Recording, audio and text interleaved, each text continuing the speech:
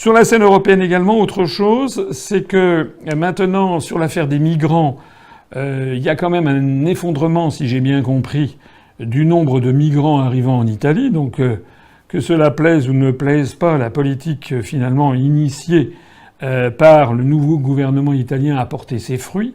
C'est-à-dire que les passeurs de clandestins maintenant vont directement en Espagne, et c'est désormais l'Espagne qui se retrouve confrontée à des problèmes de migrants. C'est quand même un véritable problème, cette affaire. Ça veut donc bien dire ce que ça veut dire, c'est-à-dire qu'il y a quand même, à l'origine de tout ça, des passeurs, des gens qui organisent un réseau de passage des clandestins vers l'Europe.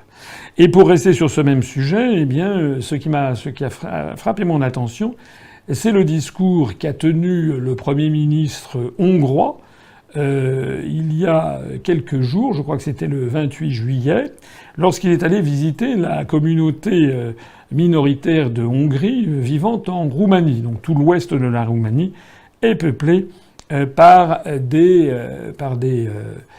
personnes d'origine hongroise. Le Premier ministre hongrois a fait un discours assez remarqué, qui est intéressant. Je n'en partage pas personnellement tous les tenants et les aboutissants, mais ce qui est quand même intéressant, c'est de voir que le silence, un très grand silence, sauf je crois le journal Le Monde en a parlé, a été jeté sur ce discours qui, le moins que l'on puisse dire, c'est que c'est un discours qui est aux antipodes exacts de ce que l'on entend en France et en Allemagne sur l'affaire des questions migratoires.